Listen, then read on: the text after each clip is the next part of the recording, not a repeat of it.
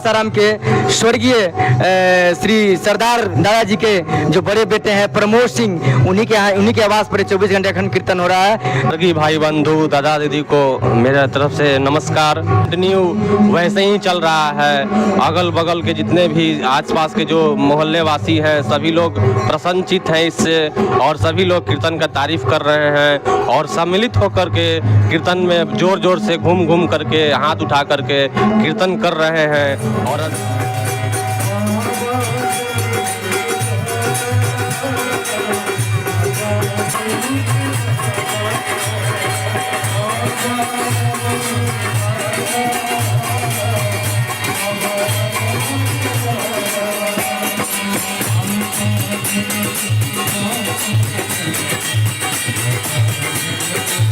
कहाँ से लोग आए हैं इस कीर्तन में?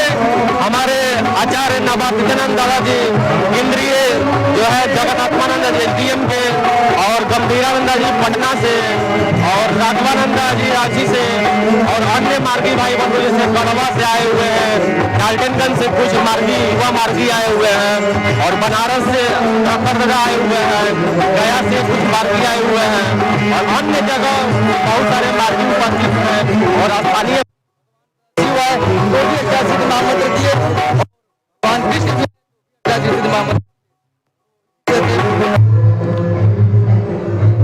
बाबा श्री श्री आनंद मूर्ति जी ने जो 1970 में कीर्तन सिद्ध महामंत्र का आविष्कार किया, ये संपूर्ण नव्य मानवता के कल्याण के लिए किया है। सिद्ध मंत्र का अर्थ ही होता है जिस माध्यम की सहायता से इच्छित फल की प्राप्ति हो। मनुष्य का उद्देश्य परम पद की प्राप्ति है, तो परम पद की प्राप्ति के लिए कीर्तन साधना एक सरलतम और सहजतम माध्यम है, साधना की पद्धति है।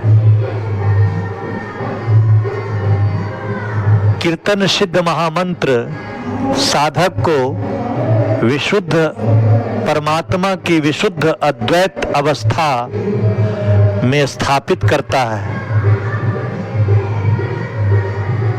कीर्तन से साधक मोक्ष से भी परे जा सकता है। उसे पूर्ण काम पुरुष कहते हैं, उसे कृत आत्मा पुरुष कहते हैं, उसे कृत पुरुष कहते हैं। कीर्तन साधना देने का उद्देश्य यही है कि धर्म का, अध्यात्म का, आत्मा का समाजीकरण हो। कोई मनुष्य ऐसा न रह जाए इस पृथ्वी ग्रह पर जो आत्मा प्रधान न हो सके। आध्यात्मिक प्रजातंत्र की स्थापना के लिए ही बाबा आनंद मूर्ति जी ने कीर्तन सिद्ध महामंत्र दिया है। इसकी स्थापना से पहले तारक ब्रह्म आर्थिक प्रजातंत्र की स्थापना करना चाहते हैं। किसी ने कहा है, किसी संत ने कहा है कि भूखे भजन न हो ही गोपाला, ले लो अपनी कंठी माला। तो जब तक आर्थिक प्रजातंत्र की स्थापना नहीं होगी इस पृथ्वी ग्रह पर, आर्थिक समृद्धि, हर व्यक्ति आर्थिक रूप से समृद्ध नहीं होगा, तब तक आध्यात्मिक प्रजातंत्र के बारे में सोचना एक दीवा स्वप्न की तरह होगा। इसलिए आर्थिक प्रजातंत्र और आध्यात्मिक प्रजातंत्र एक दूसरे का पूरक है। कीर्तन इस पूरक के संस्थापना में परम सहायक सिद्ध होगा।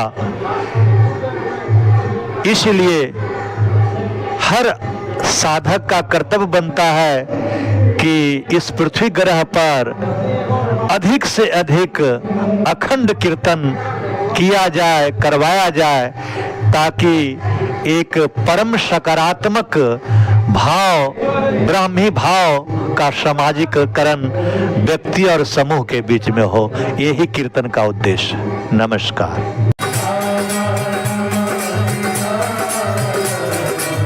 तारक ब्रह्म आनंद मूर्ति ने दिया था बाबा नाम केवलम। ये अमझरिया में कीर्तन दिया गया था, ये इसको आकाश से सुना गया था।